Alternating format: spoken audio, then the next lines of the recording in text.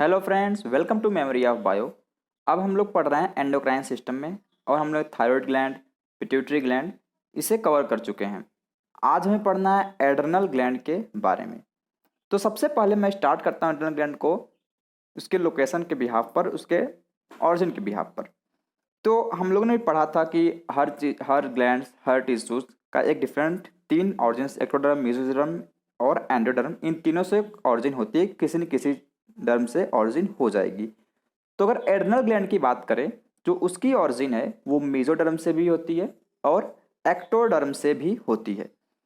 लेकिन adrenal gland के दो पार्ट होते हैं। अभी आप लोग को समझना है कि एड्रेनल ग्लैंड के दो पार्ट होते हैं, लेकिन जब हायर स्टडी करेंगे तो इन्हें दो पार्ट न कह करके दो अलग अलग ग्लैंड ही कहा जाता है। हम बात करते हैं एड्रेनल ग्लैंड की, तो यह ग्लैंड हमारे किडनी पर, मतलब हमारे रीनल पर लोकेटेड होता है। कुछ इस तरह आपको डायग्राम्स दिख रहा होगा, यहाँ पे लोकेटेड होता है। और इसके दो पार्ट होते हैं, एक आउटर पार्ट, एक इनर पार्ट। अगर आप इसको उठा करके इस ग्लैंड को निकाल करके यहाँ पे देखेंगे तो आपको ये दो पार्ट दिखाई दे रहे होंगे। एक जो बाहर की तरफ से है आउटर पार्ट, आउटर मतलब कवरिंग, तो सी से कवरिंग, सी से कॉर्टेक्स। तो एड्रेनल कॉर्टेक्स वाला पार्ट जो है वो आउटर साइड होता है, वैसे कॉर्टेक्स हमेशा बाहर ही होता है। जब आप एक्सक्रीटरी सिस्टम पढ़ेंगे रीनल, वहाँ भी आप जब पढ़ेंगे नेफ्रॉन के लिए तो आप पढ़ेंगे किडनी में जो आउटर है कॉर्टेक्स, इनर है मेडुला। उस तरह से एड्रेनल ग्लैंड में भी आउटर कॉर्टेक्स, इनर मेडुला। तो जो आउटर पार्ट है वो मीजोडर्मल ऑरिजिन से, इसको नोट कर लीजिएगा, इंपॉर्टेंट है। आउटर पार्ट एड्रेनल कॉर्टेक्स है जो कि मीजोडर्मल ऑरिजिन से है, और जो इनर पार्ट है वो एड्रेनल मेडुला है जो कि आपके एक्टोडर्मल ऑरिजिन से है। याद कैसे करेंगे आप? देखिए, मीजोडर्म में एक एम आ रहा है तो कभी दो एम साथ नहीं हो सकते। जैसे एड्रेनल ग्लैंड है, जो एड्रेनल कॉर्टेक्स रीजन है, कॉर्टेक्स में एम नहीं है तो यहाँ पे मीजोडर्म हो जाएगा। अब मेडुला में एम है तो यहाँ पे एम नहीं हो सकता, वहाँ पे एक्टोडर्म हो जाएगा। तो आई होप आप इससे लिंक कर पाएंगे एग्जाम में। ये ऐसे जब कंफ्यूजिंग होगा तब के लिए, वैसे तो आपको याद हो जाता है। जब एग्जाम में कभी कंफ्यूजन हो तो समझ लीजिएगा दो एम साथ में नहीं आते हैं। ये हो गया एड्रेनल कॉर्टेक्स और एड्रेनल मेडुला के बारे में, इसकी ऑरिजिन के बारे में। यह लोकेटेड कहाँ होता है? किडनी के ऊपर लोकेटेड होता है। कितने होंगे बॉडी में? दो होंगे, प्रेजेंट होंगे मेल और फीमेल दोनों में। आज मैं लिंक करूंगा आपको इससे आगे कि ये मेल और फीमेल दोनों में प्रेजेंट होते हैं, ये आपको याद होना चाहिए। उसके बाद हम बात करें इसके बारे में, तो जो इसका जो फर्स्ट पार्ट है एड्रेनल कॉर्टेक्स का, इसमें भी तीन लेयर होते हैं। मैं आपको बताता हूँ, तीन लेयर होते हैं। जब इसको हिस्टोलॉजिकली देखेंगे, मतलब माइक्रोस्कोपिक व्यू देखेंगे, आप तो अभी नहीं देखते होंगे, जब आप एमबीबीएस फर्स्ट ईयर में जाएंगे तो वहाँ पे आपको माइक्रोस्कोप से दिखाया जाता है सभी चीज़ें के बारे में। तो यहाँ पे आप देखिए, ये माइक्रोस्कोपिक व्यू है, मतलब माइक्रोस्कोप से देखा जा रहा है। तो एड्रेनल कॉर्टेक्स के तीन लेयर बनते हैं। सबसे पहला लेयर होता है जोना ग्लोमेरुलोसा, दूसरा लेयर होता है जोना फेसिकुलेटा, तीसरा लेयर होता है जोना रेटिकुलरिस। तो तीन लेयर होते हैं, zona glomerulosa, zona fasciculata, zona reticularis. इनका फंक्शन डिफरेंट डिफरेंट लेयर का डिफरेंट डिफरेंट होता है। उसके बाद आता है हमारा एड्रेनल मेडुला। तो ये चार चीज़ें हम लोग को यहाँ पे पढ़ चुके हैं। ज़्यादा आपको फोकस नहीं करना क्या मैं लिखा हुआ है स्लाइड में, बस आपको ये तो लास्ट में रिवाइज करते समय या नोट्स बनाते समय काम आएगा। अभी जो मैं बता रहा हूँ मेरे आवाज़ पे ही ज़्यादा फोकस रहिए, मैं दिखाऊंगा जो जूम करके वो आप देखिएगा, आपको सब कुछ क्लियर हो जाएगा। तो यही लिखा है कि इसके दो पार्ट होते हैं, कॉर्टेक्स, मेडुला। जो कॉर्टेक्स पोर्शन होता है वो पूरे ग्लैंड का 80 to 90% पार्ट होता है। मैक्सिमम पार्ट कॉर्टेक्स होते हैं।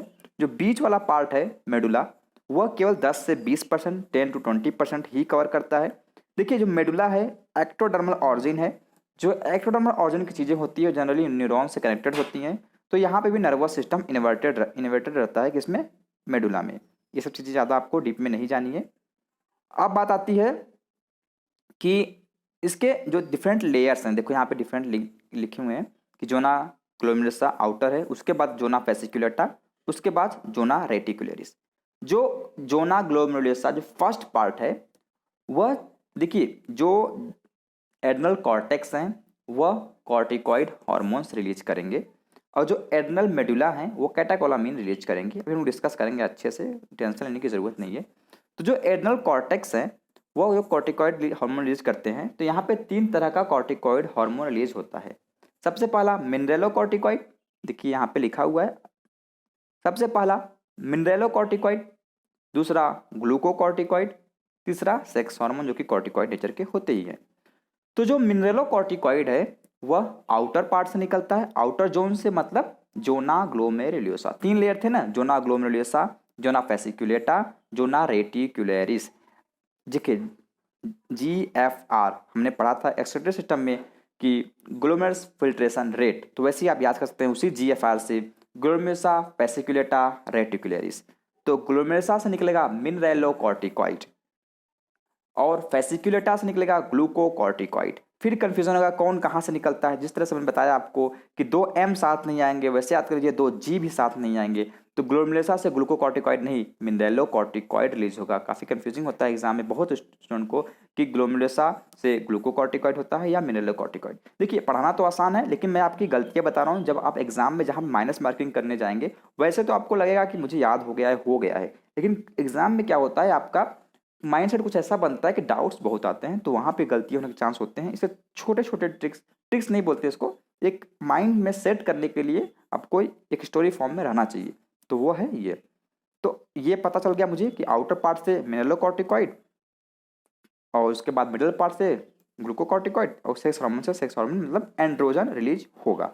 अब मैं बात करता हूँ मिनरलोकॉर्टिकॉइड का फंक्शन क्या होता है, डिफरेंट हार्मोन्स के फंक्शन क्या होता है। थोड़ा ध्यान से सुनिएगा, मैं आपको एक्सप्लेन करूंगा पूरा अच्छे से। कुछ चीज़ें आपको ऐसे लगेगी एक्स्ट्रा है, एक्स्ट्रा नहीं होगी, वो आपको लिंक करने के लिए, आपको कॉन्सेप्ट को स्ट्रॉन्ग करने के लिए होगी। तो आपको पूरे वीडियो में फोकस करना है। उसके पहले डायग्राम्स आप देख सकते हैं जो कि लीनियर डायग्राम से। आउटर जोना ग्लोमेरुलोसा है, उसके बाद जोना फेसिकुलेटा, फिर जोना रेटिकुलरिस, फिर उसके अंदर एक्टोडर्म मेडुला पार्ट है। तो अब हम कवर करेंगे, स्टार्टिंग से शुरू करते हैं मिनरेलोकॉर्टिकॉइड के बारे में। तो आप इसका स्क्रीनशॉट ले सकते हैं, हालांकि मैं जब एक्सप्लेन कर रहा हूँ तो ज़्यादा ज़रूरत नहीं है लाइन टू लाइन मैच करने की, आपका कंसंट्रेशन बिगड़ जाएगा। आप सिर्फ सुनिए।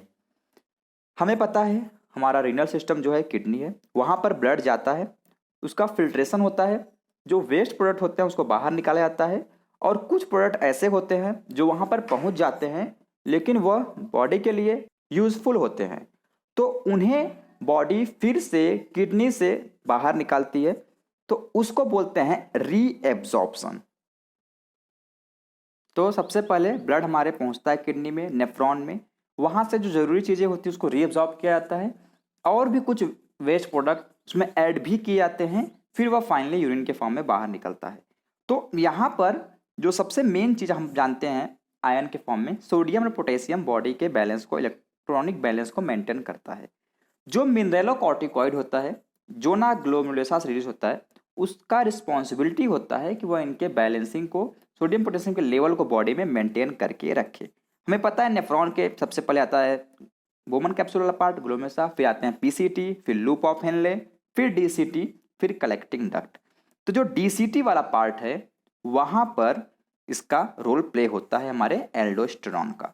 देखिए हम पढ़े हैं रेनिन मैकेनिज्म के बारे में, इसको रास मैकेनिज्म भी बोलते हैं आप लोग, उसको मैं अलग वीडियो में एक्सप्लेन करूंगा, लेकिन आप यहाँ थोड़ा लिंक कीजिएगा कि जब बॉडी में सोडियम का कंसंट्रेशन कम पड़ता है, बॉडी में ऐसा होता है, तो उस समय क्या होता है, सोडियम का रीएब्जॉर्प्शन करना पड़ता है डीसीटी वाले पार्ट से।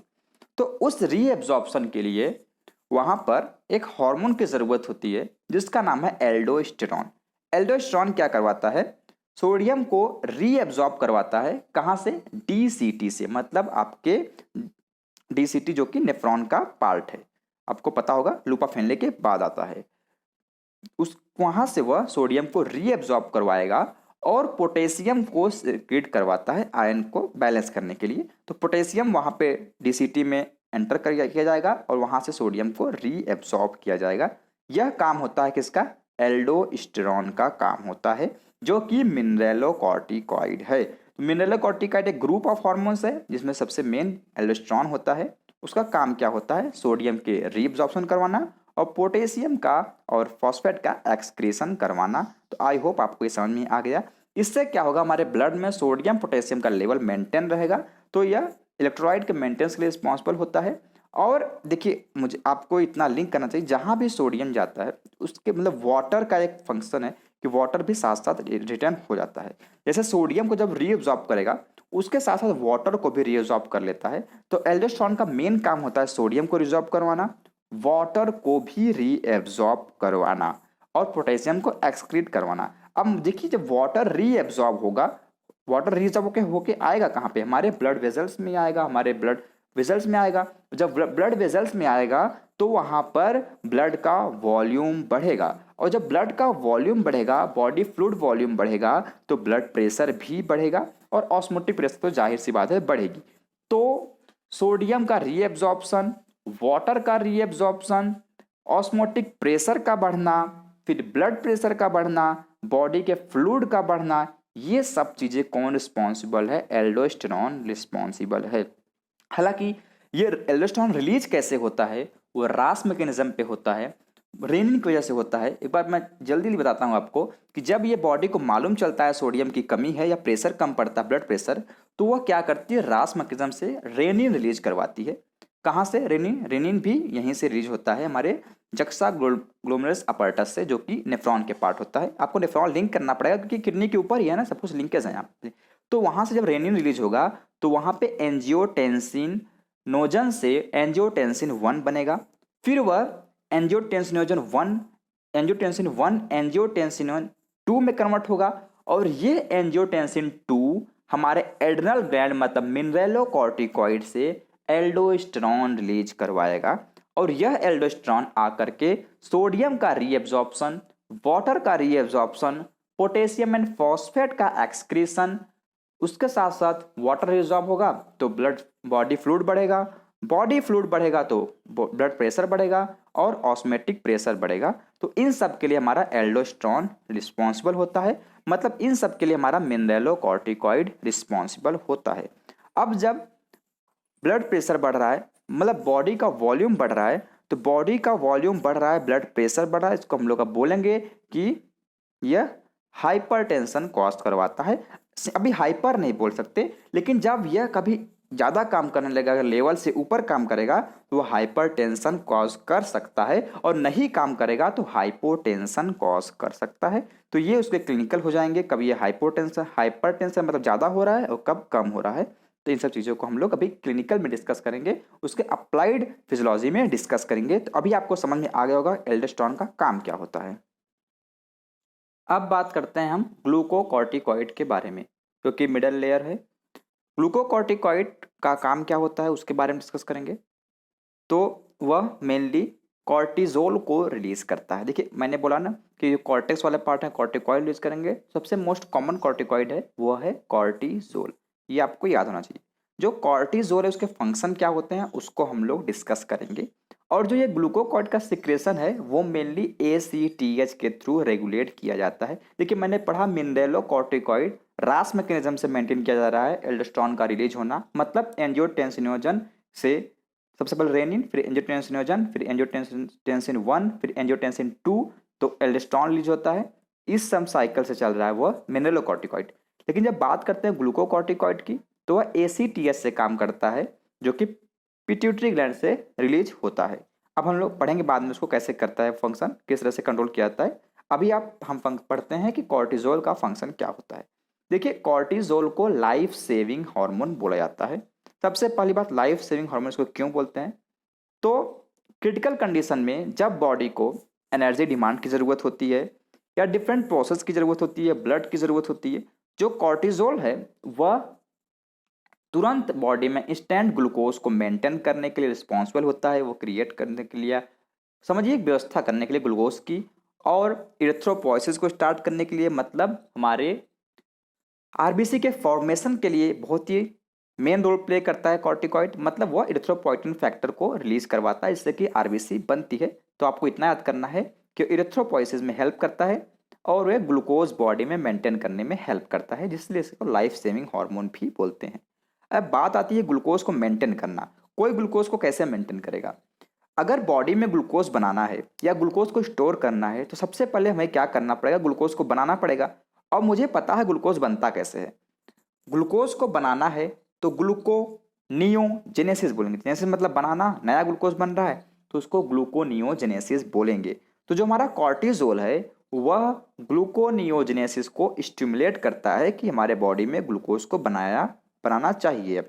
उससे क्या होगा, ग्लूकोज बनेगा, ब्लड लेवल में ग्लूकोज बढ़ जाएगा, तो उसको बोलेंगे हाइपर ग्लाइसेमिक इफेक्ट, मतलब ग्लूकोज को बढ़ाने का काम किसका काम है, हमारे कॉर्टिजोल का काम है। इसका एक काम और होता है फैट मेटाबॉलिज्म। देखिए हमें एनर्जी चाहिए तो हम ग्लूकोज बनाएंगे, और जो हमारा ग्लूकोज हमें पता है जब ग्लूकोज बॉडी में एक्स्ट्रा, कभी कभी क्या होता है कि बॉडी को डिमांड उतनी नहीं होती है जितना हम ग्लूकोज फॉर्म कर लेते हैं, तो उस ग्लूकोज को बाद में ग्लाइकोजन के फॉर्म में रखा जाता है, फिर ग्लाइकोजन से ये फैट लिपिड ये सब चीज़ें बनती हैं। तो अभी हमें चाहिए क्या, ग्लूकोज। तो हम क्या करेंगे, फैट को तोड़ेंगे, फैट अर्थात लिपिड, लिपिड को तोड़ेंगे, प्रोटीन को तोड़ेंगे, किसी तरह से ग्लूकोज का अरेंजमेंट, एनर्जी का अरेंजमेंट करेंगे। तो ग्लूकोज को बना भी रहे हैं, फैट को तोड़ना पड़ेगा, उसको बोलेंगे लिपोलाइसिस। तो हमारा कॉर्टिजोल लिपोलाइसिस में भी हेल्प करता है क्योंकि इमरजेंसी का टाइम में एनर्जी चाहिए। प्रोटीन को भी ब्रेक करता है जिससे कि एनर्जी मिल सके। लेकिन जो इंस्टेंट एनर्जी है वो ग्लूकोज से डायरेक्टली मिल जाती है। इसलिए आप देखते हैं कोई अगर फैटिक हो गया, कोई गिर गया है, कोलैप्स हो गया है कोई पर्सन, तो पेशेंट, तो उस पेशेंट को हम लोग ऐसी चीज़ें देते हैं जैसे तुरंत इंस्टेंट ग्लूकोज मिल जाए, जैसे कि हम लोग ग्लूकोज के बॉटल्स को ही चढ़ाते हैं। तो ये कुछ हो गया किस तरह से यह लाइफ सेविंग का काम करता है। कार्बोहाइड्रेट को मतलब ग्लूकोज को बनाता है, और लिपोलाइसिस को प्रमोट करता है, फैट के ब्रेक डाउन को प्रमोट करता है, प्रोटीन के ब्रेकडाउन को प्रमोट करता है। इसके साथ साथ उसका जो सबसे मोस्ट इंपॉर्टेंट है आपके एग्जाम वाइज या क्लिनिकल वाइज, वह है इसका इम्यूनोसप्रेसिव काम। इम्यूनोसप्रेसिव मतलब क्या होता है, आपको पता होगा हमारी इम्यूनिटी क्या होती है। जब हमारे बॉडी में कोई भी फॉरेन पार्टिकल या पैथोजन इंटर करता है तो हमारी बॉडी सबसे पहले क्या करती है, उसको रिकॉग्नाइज करती है। अगर वो बॉडी हमारे जो पैथोजन इंटर किया है या कोई भी फॉरेन मटेरियल इंटर किया है वो हमारे लिए यूजफुल है या हमारा एनमी नहीं है, तो बॉडी कोई रिस्पॉन्स नहीं देगी। लेकिन अगर वह एनमी है या मिसमैच कर रहा है वो चीज़ें, तो बॉडी हमारा एक इम्यून सिस्टम डेवलप करेगी जो कि उससे फाइट करेगा। तो ऐसा होता है। लेकिन यह कॉर्टिजोल क्या करता है, उस इम्यूनिटी सिस्टम को रोकने के लिए रिस्पॉन्सिबल होता है। अब आप सोच रहे होंगे तो खराब चीज़ें हैं क्योंकि इम्यून सिस्टम अगर कम कर देगा तो बॉडी कैसे फाइट करेगी। लेकिन इसको कई जगह यूजफुल भी माना जाता है या इसका क्लिनिकल यूज किया जाता है। जैसे कि बात करें, हमें किसी कोई एलर्जी का केस है, मान लीजिए आपको हे फेवर से एलर्जी है या आपको ब्रोंकियस अस्थमा है, तो उसमें क्या होता है कि आपका जो इम्यून सिस्टम है वो ओवर रिस्पॉन्स देता है, एंटीबॉडी ई ओवर रिस्पॉन्स करती है। तो उस केस में क्या करना पड़ेगा, अगर आपके बॉडी में कॉर्टिजोल को इंजेक्ट किया जाता है या बॉडी कॉर्टिजोल फॉर्म करती है, तो आपका जो इम्यूनिटी रिस्पॉन्स है थोड़ा सा कम किया जा सकता है, जिससे कि आपको एलर्जी के सिम्टम नहीं देखने को मिलेंगे या आपको प्रॉब्लम नहीं होगी। तो ये इसका क्लिनिकल यूज़ हो गया। ये तो हमारी बॉडी यूज़ करती है। लेकिन जो हमारे डॉक्टर्स हैं, सर्जन हैं, वो भी इसका जो इम्यूनोसप्रेसिव पावर है उसका बहुत अच्छे से इस्तेमाल करते हैं। वो कैसे करते हैं, मान लीजिए किसी पर्सन का किडनी फेल हो गया, उसमें किडनी का ट्रांसप्लांटेशन करवाना है, तो हम जानते हैं अगर ट्रांसप्लांटेशन के टाइम थोड़ा सा भी मिसमैच होता है तो बॉडी उसको रिजेक्ट कर देती है और वह ट्रांसप्लांटेशन नहीं हो सकता है। लेकिन कई बार क्या होता है, हम लोगों को भले ही वो मैच भी करता हो लेकिन तब भी थोड़ा बहुत हमारी बॉडी अपना इम्यून पावर दिखा के उसको ख़त्म करने की कोशिश करती है क्योंकि वो फॉरेन बॉडी होता है। तो उसके लिए हमें मेडिसिन के फॉर्म में कॉर्टिसोल को देना पड़ता है, जिससे क्या हो कि बॉडी का जो पेशेंट है, उस रिसेप्टर के बॉडी का जो पेशेंट ले रहा है, जिसके अंदर ट्रांसमिट किया जा रहा है, उसके बॉडी का इम्यूनिटी कम किया जा सके, जिससे कि उसके जो इम्यून सिस्टम है उसके फॉरेन बॉडी के अगेंस्ट अपना एक्शन ना शो कर पाए। इसलिए वहाँ पर भी इम्यूनोसप्रेसिव पावर यूज किया जाता है कॉर्टिजोल का। तो इम्यूनो सप्रेशन के अलावा ये एंटी इन्फ्लामेटरी भी काम करता है, थोड़ा उसी से लिंक है।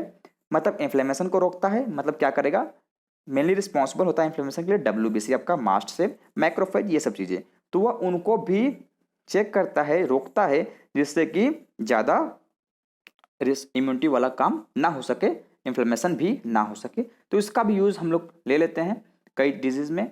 लेकिन यह मेनली कॉमन होता है कुछ डिजीज़ में जो मैं इसके नाम से यहाँ पे भी दिए हुए हैं, लाइक एडिमा, एंथ्राइटिस, रिमेटाइज्म, ये सब चीज़ें यहाँ पे हैं। ज़्यादा आपको डिटेल में नहीं जाना है, बस आपको इतना याद होना चाहिए कि एंटी इन्फ्लामेटरी काम है, इम्यूनोसप्रेसिव भी काम होता है किसका, कॉर्टिजोल का। इसके साथ साथ RBC प्रोडक्शन जो कि अपनी NCERT लिखती है, हालांकि रीज़न वो जस्टिफाई नहीं कर रही है, मैंने आपको रीज़न भी बता दिया। उसके बाद इसका किडनी फंक्शन का क्या काम होता है, उसको ध्यान से सुनिएगा। जो किडनी होती है, हमें पता है किडनी मत में एक होता है GFR, ग्लोमेरुलर फिल्ट्रेशन रेट। यह कॉर्टिजोल उसको फास्ट कर देता है। मतलब कई बार क्या होता है, हमारे बॉडी को जल्दी जल्दी सभी चीज़ें बाहर करनी होती है, जैसे वाटर को एक्सक्रीट करना होता है जिससे कि हमारे ग्लूकोज लेवल मेंटेन किया जा सके। तो जब ये जीएफआर को फास्ट कर देता है तो जल्दी जल्दी वाटर को एक्सक्रीट बाहर किया जा सकता है। वाटर को हो गया, फॉस्फेट को हो गया, पोटेशियम को हो गया, जब ज़रूरत पड़ती है तो बहुत बार इसका क्लिनिकल लिंक होता है, वो आपको मैं समझा दूंगा। तो उसमें क्या होता है, उसके लिए वह जीएफआर को फास्ट करता है। मतलब किडनी फंक्शन में इसका यही रोल होता है कि वह किसी तरह वाटर को एक्सक्रीट करवा सके बाहर, जिस जो कि लाइफ सेविंग कभी कभी हो जाता है, यूजफुल होता है, क्योंकि हमें ग्लूकोज के लेवल को मेंटेन करना है, तो इसलिए यह रिस्पॉन्सिबल होता है। तो आई होप आपको समझ में आ गया होगा कॉर्टिजोल का रोल क्या होता है। आप इसका स्क्रीनशॉट भी ले सकते हैं। अगर आपको ये नोट्स चाहिए तो आप उसके लिए भी हमें कमेंट सेक्शन में लिखिएगा, मैं आपको प्रोवाइड करवा दूंगा। उसके बाद हम बात करते हैं थर्ड हमारा लेयर सेक्स हार्मोन का, जिसको जोना रेटिकुलरिस बोलते हैं। यह गोनाडोकॉर्टिकॉइड है। यहाँ से जो हॉर्मोन्स रिलीज होते हैं वह एंड्रोजन और एस्ट्रोजन दोनों होते हैं। देखिए हमें पता है कि हमारा जो ये एड्रिनल ग्लैंड है मेल फीमेल दोनों में प्रेजेंट है, तो दोनों में एंड्रोजन रिलीज हो रहा है, दोनों में एस्ट्रोजन रिलीज हो रहा है। आपको कंफ्यूज होने की ज़रूरत नहीं है कि मेल में एंड्रोजन रिलीज होता है, चलिए अच्छी बात है, लेकिन एस्ट्रोजन क्यों रिलीज हो रहा है तो मैं आपको समझाता हूँ। देखिए ये है हमारा किडनी के ऊपर एड्रिनल ग्लैंड। ये जो भी अमाउंट रिलीज करता है एंड्रोजन और एस्ट्रोजन का, ये बहुत ही कम अमाउंट होता है, लेकिन ये अकेला इन्फ्लुएंस कर सकता है।